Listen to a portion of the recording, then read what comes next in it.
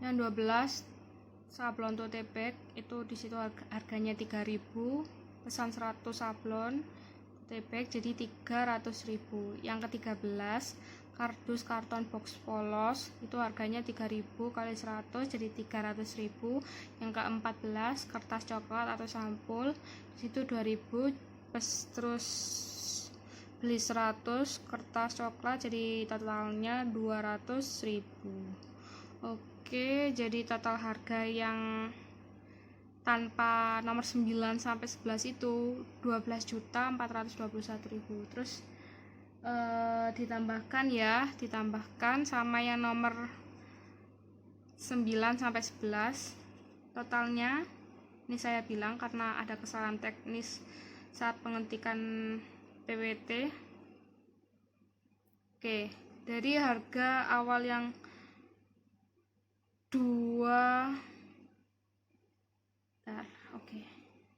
dari harga yang awal 12.421.000 ditambah 2.136.000 totalnya menjadi 14.557.000. Itu total untuk operasionalnya, modal operasional. Nah, selanjutnya saya next. Nah, ini sertifikatnya itu 5.000 harganya dan dibuat 100 sertifikat, jadi totalnya 5 juta. Yang ke-7 tinta Canon di sini satu pack harganya 55.000. Oke, next. Terus ke-8 karena ada print jadi ada kertasnya juga. Di sini satu rim kertas HVS A4 harganya 36.000. Oke, selanjutnya strategi harga di CLC yang paket Guangzhou itu 1 bulan 1 materi pembelajaran bahasa Mandarin seharga 40.000. Yang selanjutnya paket Shanghai ada 2 bulan yaitu 2 materi pembelajaran bahasa Mandarin seharga 80.000. Terus yang ketiga paket Beijing itu ada 3 bulan itu 3 materi pembelajaran bahasa Mandarin seharga 120.000, mendapatkan merchandise, kaos, dan buku CLC. Nah, ini strategi harganya ya. Oke, saya lanjutkan. Nah, ini kerjasama yang dilakukan yaitu syndicate. Jadi syndicate saya jelaskan dulu.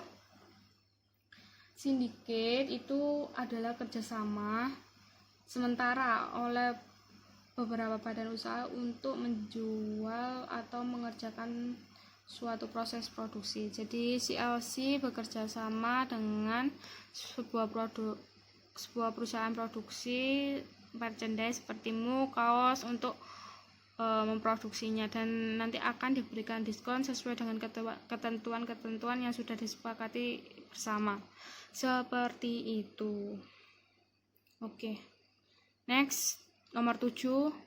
Upaya untuk menunjang penjualan. Yang pertama, memperluas target bisnis. Tadi kan fokus utama saya di awal kan target bisnisnya daerah Kota Malang sama Kabupaten Malang.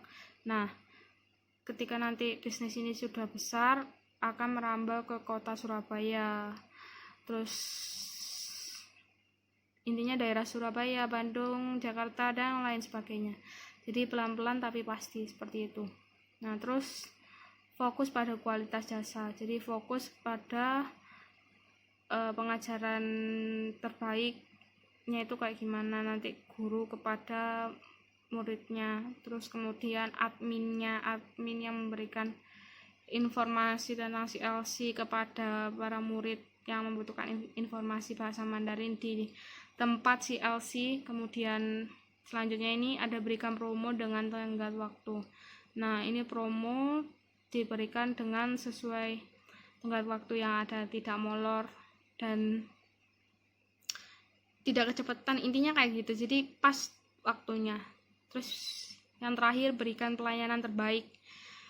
Karena ketika kita nanti memberikan pelayanan terbaik, para murid, para masyarakat yang tahu tentang CLC itu akan percaya kan 100% kalau CLC pantas untuk jadi intinya kursus online bahasa Mandarin seperti itu. Oke, selanjutnya 8 ini channel distribution. Nah, yang pertama itu melihat media sosial Chinese language class. Media sosial apapun ya. Nah, di situ setelah melihat pastikan baca-baca, dan baca-baca itu nanti kalau ingin mendaftar bisa klik linknya langsung, dan di situ tulisannya mendaftar di Google Form yang sudah tersedia linknya di informasi media sosial. Nah, setelah mengisi semua persyaratan registrasi yang ada di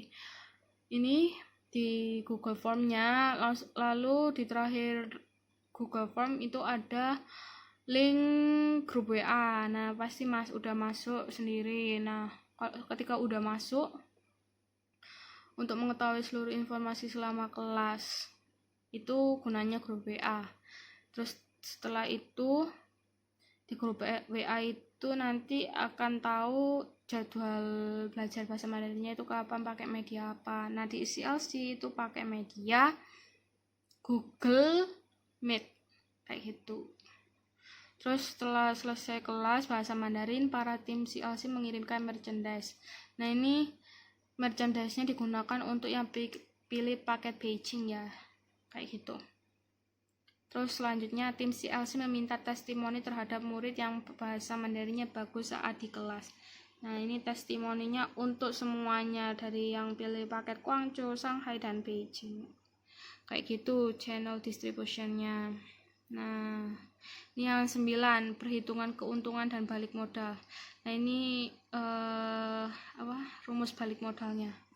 BEP unit, total biaya tetap dibagi harga jual kurangi biaya produksi per unit, terus BEP rupiah sama dengan total biaya tetap 1 dikurang biaya produksi per unit dibagi harga jual, atau BEP rupiah sama dengan BEP unit kali harga jual. Nah, ini ya untuk harga-harganya. Harga jual untuk per orangnya 40.000, terus harga produksi untuk per orangnya itu 30.000, biaya tetap 2 juta. Biaya tetap itu harga gaji tadi karyawan saya, itu 1 orang 2 juta.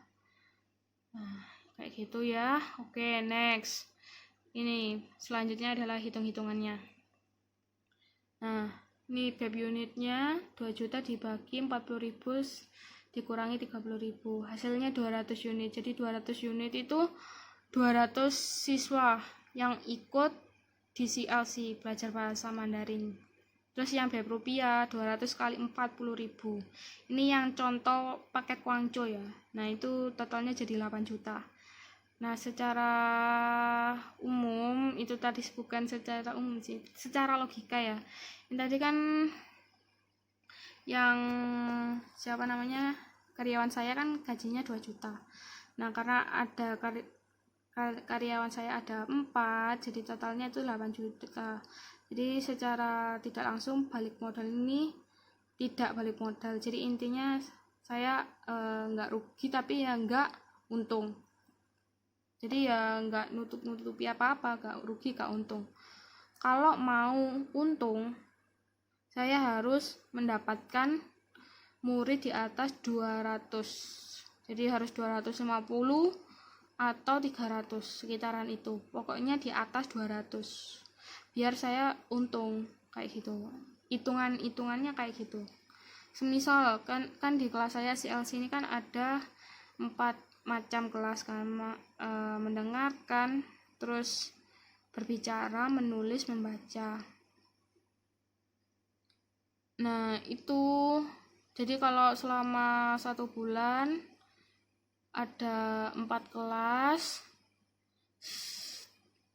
terus 1 minggu itu per kelas kan 1 hari kan. Nah, itu antara harus dapat murid 1 kelas itu 30 orang minimal 30 orang, sampai berapa orang kayak gitu tuh, 50 maksimal. Nah, kayak gitulah intinya.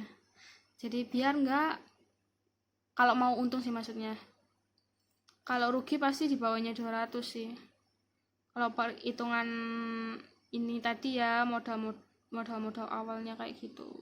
Nah, Oke, next. Nah, nomor 10, perhitungan biaya yang dikeluarkan selama operasional. Tadi kan selama 1 bulan. Selama 1 bulan ini, karena ini salah, saya bacakan aja. Oke, biaya perhitungan selama operasional. Totalnya tadi yang modal operasional itu aslinya ya 28.448.000 ditambah 13 juta. Nah, itu hasilnya jadi 41.448.000 itu selama 1 bulan. Di sini saya jelaskan dulu kenapa ada modal cadangan. Karena kan tadi kan modal awalnya yang operasional kan saya pesannya 100 PCS lah, itu ya 100 buah, 100 biji kayak gitu. Nah, sedangkan balik modalnya itu seharusnya saya harus target mencari muridnya 200.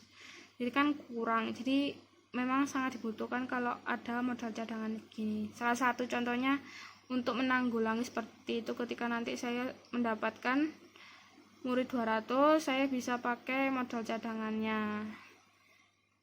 Jadi dilihat, jadi nggak gubuk ketika kita kekurangan, lebih baik kelebihan daripada kekurangan, seperti itu. Kemudian untuk selama 1 tahun ya, tadi 1 bulan udah, 1 tahun ini, nah itu juga salah karena ada tambahan tadi nomor 9 sampai 11 ya yang gunting, terus sablon tote bukan tote bagnya sama tali raminya yang 25 meter itu.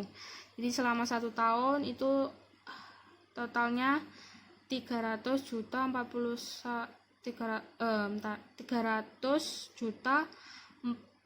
341.856.000 ditambah 156 juta, totalnya 497.856.000.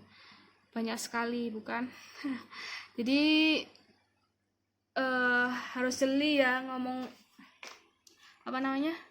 ngomong angka-angka ini, karena ya ini tadi